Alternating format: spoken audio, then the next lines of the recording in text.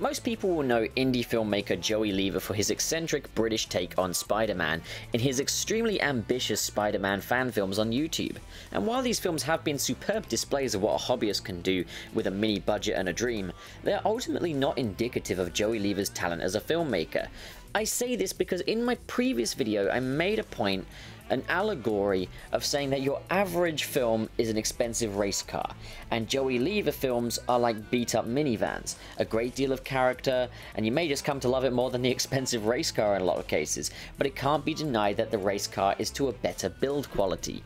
But what if the production company that made that delightful minivan did occasionally make minis, but with just the same amount of heart and reliability as their minivans? So basically, what I'm saying with this allegory is that Joey Lever's lesser recognized projects tend to have all of the heart and charm of those fan films that we come back for. However, they're made to a significantly higher and slicker standard. And boy is that ever true of Joey Lever's latest project, Ghosts, a mockumentary about, well, ghosts, in case you didn't expect that. Shut up. The short begins like your average ghost documentary.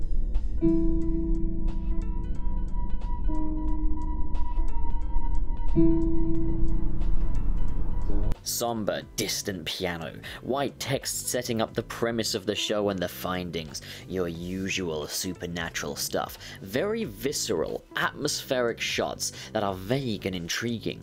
There's a lot of build-up and then suddenly genre subversion. Hello, I am Malone, and every single day it kind of starts off the same, really. Manager Jeff turns on the studio lights. He's like our little personal alarm clock. Or what they call the chroma screen in the industry. We meet Malone, who's been dead since 2014, as portrayed by Joey Lever himself. Malone is narrating and introducing the show by talking about his days on set working on the Ghost documentary. And he's very casual, likable, charming, nothing sinister here. So Malone then introduces us to Spryte, who's very bubbly and friendly with Malone, who then introduces us to Flynn, who appears to have hung himself. Wrong again, loser. It's a prank. He's a ghost. You can't hang a ghost. Ghost can't die. And he's just having a blast. These three ghosts are very relatable and likable.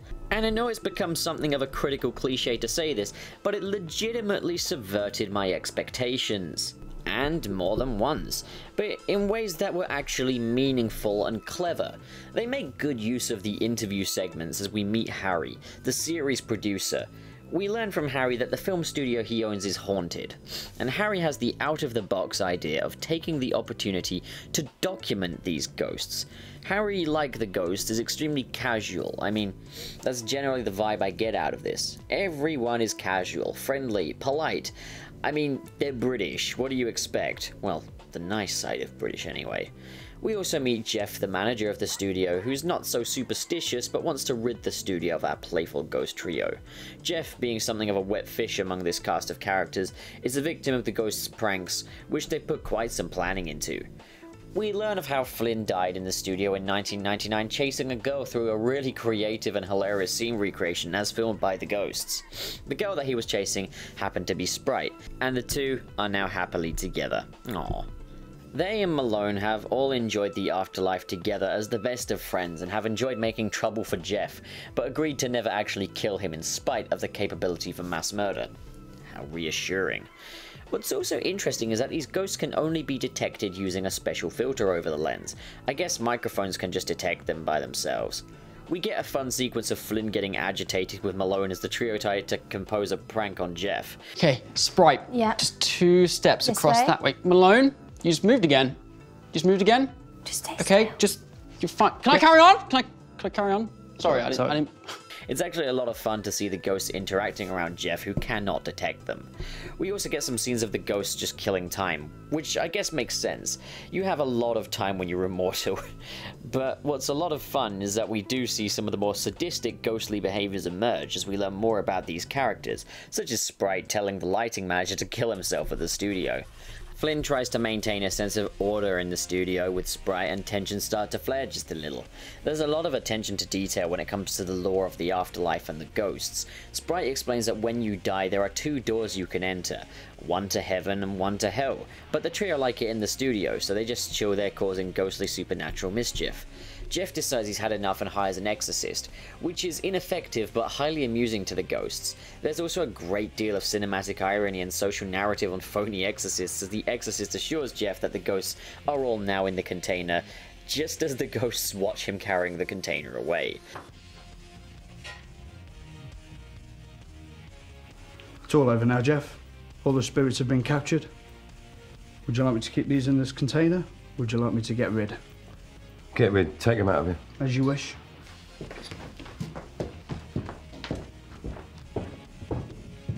So the trio hype up their next and greatest ghostly prank on Jeff, draping white sheets over themselves, dressing up as ghosts, and harassing Jeff.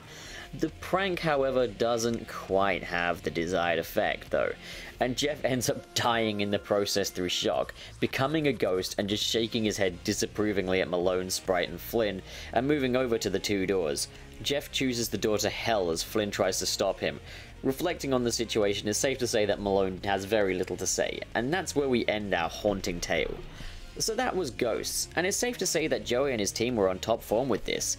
It's a very casual take on a ghostly tale with a well thought out narrative, great narrative devices, and it all fits together seamlessly in the documentary / found footage genre that they chose. The comedy is relatable, charming, and down to earth, and the trio have great chemistry and fantastic comedic timing. The cinematography has that colourful Joey Lever look to it, and the technical aspects are all very sound, and it does go to show that Joey Lever and his crew have a really promising future ahead of them, and I'm thrilled to say that Ghosts really did realise its full potential, and honestly feels like a pilot that I could expect to see on E4.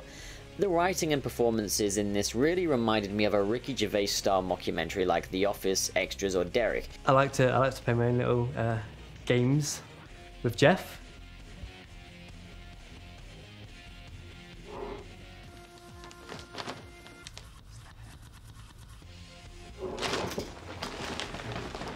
So I do this kind of thing on a daily. It's pretty funny because obviously you can't see me, and mugs don't, you know, tend to do that. So it's. And it must be said the humour in this is very akin to Ricky Gervais, but still very original. Heck, Joey's performance as Malone even reminded me of Ricky Gervais. He's different to Ricky Gervais in a lot of ways, but he feels like he could be the successor. Get him on the phone. Get Ricky Gervais and Joey Lever on the phone. Jesus Christ. The cast were all perfect in their respective roles, and I honestly don't feel like a single performance was flat or had any shortcomings. They all had their charm. The characters were easily distinguished from one another, and honestly I'd love to see more of them. Coming in at just over 12 minutes, it's short and sweet, it doesn't overstay its welcome, nor does it feel like any opportunities were missed with this story. I'd honestly love to see Joey turn this into a fully fledged web series, and I'm honestly a bit disheartened to see it getting nowhere near as much recognition as Joey Lever's Spider-Man projects. It's a far more professional project, and it shows that Joey and his acting friends can really work well in roles that really do suit them to their toes. Not that they don't work in their roles in Spider-Man, but they don't flourish in the way that they do here. There is so much creativity in the filmmaking in this short, especially in the reenactment for Flynn's death, which I think was my favourite scene alongside the Exorcist scene. And this trio had some great physical comedy, however they all played it straight as well and didn't go too goofy about it. If I'm being completely honest, I truly can't think of any shortcomings that this film has or anything really negative to say. I think Joey's onto something really special with this, but I guess just for a quick nitpick, just for the sake of being critical, it's never really explained how the sound picks up on the ghosts, which is not really a criticism because I guess it doesn't matter, and the characters in the story are far too enjoyable for me to really give a hoot. It's just one tiny baby hole in the otherwise watertight lore that this story comes with. Honestly, this short is broadcast standard, and Joey is one to watch for British comedy production, clearly. I don't think he needs to team up with Ricky Gervais to pull off a network season of Ghosts. It's certainly no lesser in quality than any of Ricky Gervais's work, and I'm quite a fan of Ricky Gervais. How many times have I said Ricky Gervais in this? Overall, Joey Lever and the crew, you did yourselves proud with an extremely well-filmed, well-acted, and well-written short that fully utilizes its potential and the talents of the performers in a relatable, charming, and quirky short that's packed to the seams with creativity and heart. And that is why everybody else, you all need to see it. go see Ghosts. It's a great short. I think it's really a victory for Joey Lever and independent filmmakers everywhere when a film like this comes out to this standard and proves that, yeah, you can be a hobbyist. You can be someone that is not internationally recognized or nationally recognized or anything like that. I think it is a victory that we have filmmakers putting out content like this on YouTube, free to watch. I mean, I said at the same time, like, I think even with Joey Lever's Spider-Man fan films, which I don't love as much as Ghosts, I think it's still a kind of a privilege to have such creative, feature-length attempts at blockbusters that are completely free to view on YouTube, just to see them, you know, putting that stuff out there. And it does make me think, what an age we live in, when the consumer has so much access to so much tech to pull this off. And I get the feeling that this probably wasn't filmed on a DSLR or a mirrorless. I get the feeling that this was probably shot on one of the bigger rigs that Joey has access to, because I understand that he does have something of a studio of his own, if I'm not mistaken there.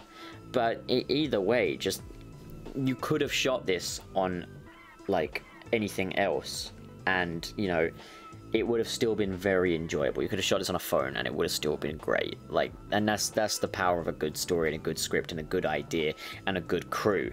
And it's just, it's one of those things. I think Ghosts is one of those things where you can safely say is better than it has any right to be. And I, for one, am proud as like a fellow independent filmmaker myself. I am proud to see that Joey has come as far as he has now. To see him sort of really prove himself with this, I think that's fantastic. He doesn't owe it to anyone, but he's gone ahead and done it with this, so that's great. Okay then, so for those that have seen it, what did you think of Ghosts? Comment below and discuss. Try to make it more creative than just writing first comment, guys.